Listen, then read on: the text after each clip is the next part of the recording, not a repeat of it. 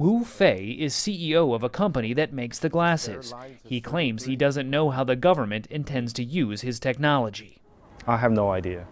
Really? Yes.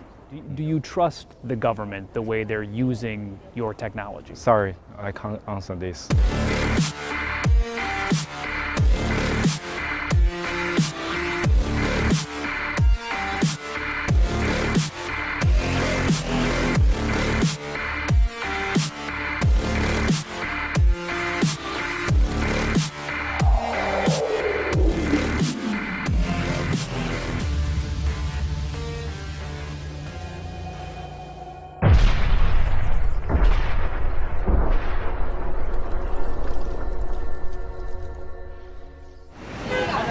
In some of China's largest cities, a high-tech effort is underway to bust low-level offenders, jaywalkers. Cameras record them going through intersections, zero in on their face, and then publicly shame them on nearby video screens. It's all part of the Chinese government's new social credit system, where people's daily behavior is monitored and rated. I think it's a good thing, this woman said. It makes people more honest. But this social credit rating goes far beyond a traditional credit score, which is based on your finances. China's version factors in everything from jaywalking to smoking on trains to buying too many video games. If your score gets too low, you can be banned from buying plane tickets, renting a house, or getting a loan. Nearly 15 million people have already been prevented from traveling. Journalist Leo Hu is one of them. He recently tried to book a flight but was told he couldn't because he was on the list of untrustworthy people. I can't buy property. My child can't go to private school, he says. You feel like you're being controlled by the list all the time. It can recognize more than 4,000 vehicles. Chinese technology firms such as SenseTime are helping the government effort by developing advanced cameras that use artificial intelligence to track just about everything. This knows every person, every bike, every car, every bus that goes through the frame. You can tell whether it is an adult, a child, a male or female. Police in Beijing have been wearing these glasses that can recognize faces linked to the government's national database to help boost arrests. How advanced is this technology? This is cutting edge. Wu Fei is CEO of a company that makes the glasses. He claims he doesn't know how the government intends to use his technology. I have no idea. Really? Yes. Do you trust the government the way they're using your technology? Sorry, I can't answer this. You can't answer that. This is outside our scope of questions. The fear, of course, is that the government may use this social credit scoring system to punish people that it deems not sufficiently loyal to the Communist Party.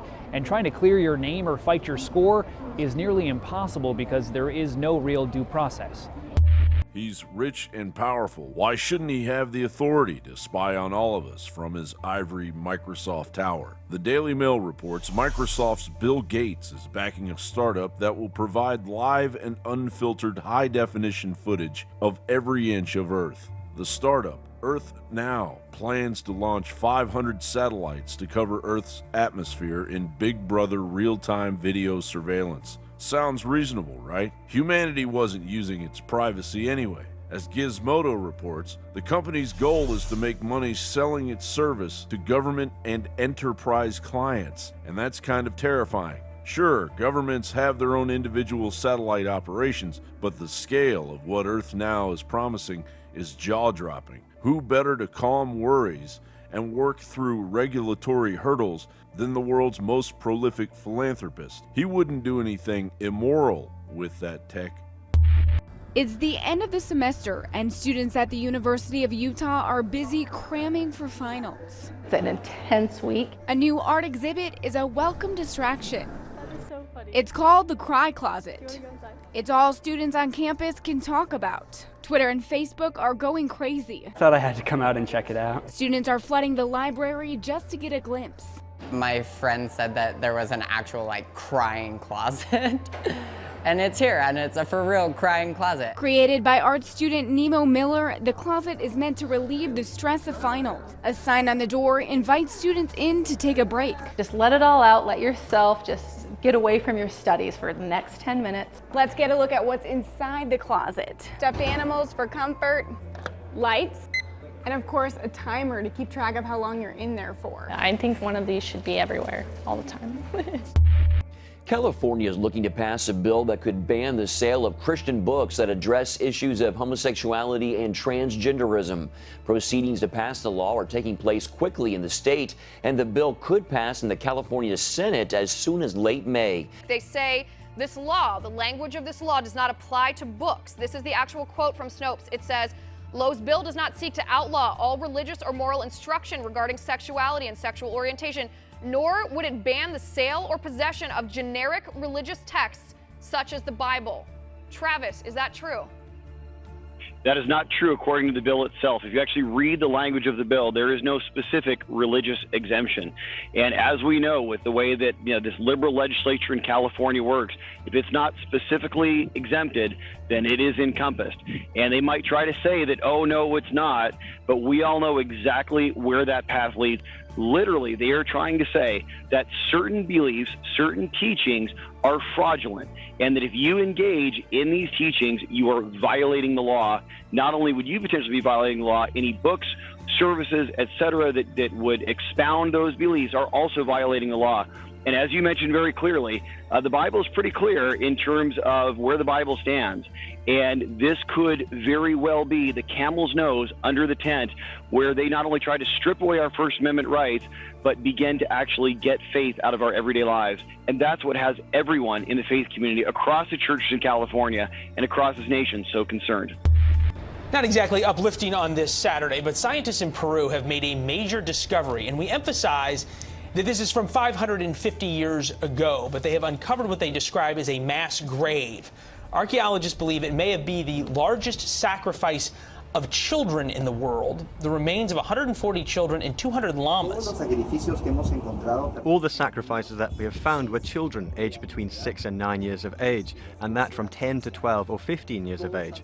All have been found with their sternum cut with the aim of possibly opening the ribcage and extracting their hearts. That was the way that the Chimu, a society that developed between the 10th and 15th centuries of our era, sacrificed these children.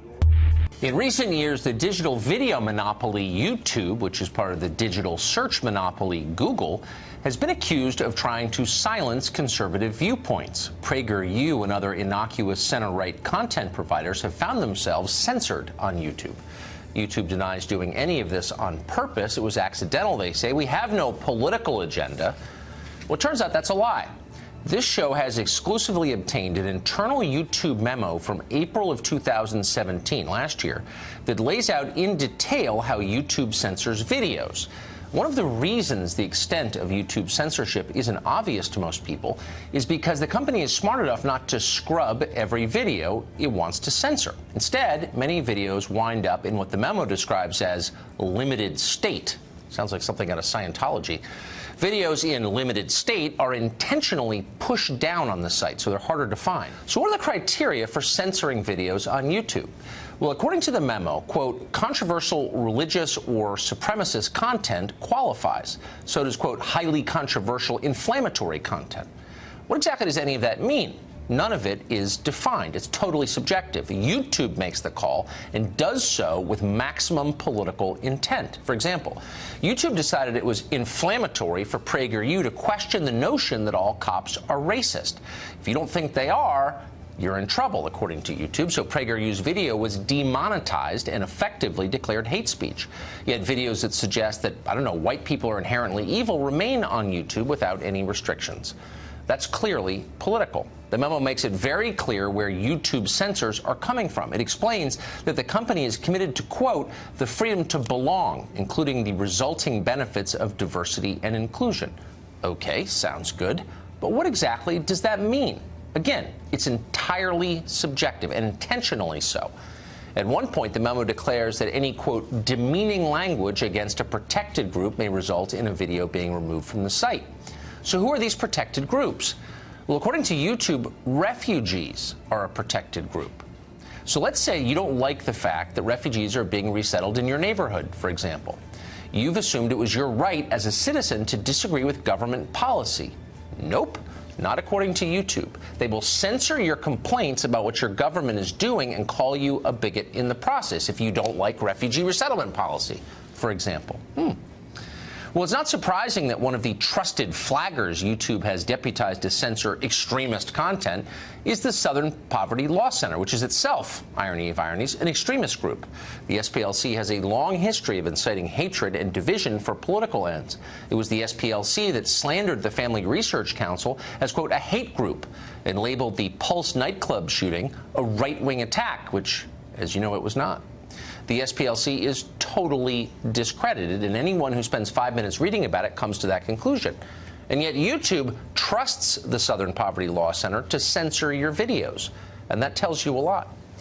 We contacted YouTube for a statement on all of this, and we asked whether the company had revised its policies since the memo was written last year. The company barely responded.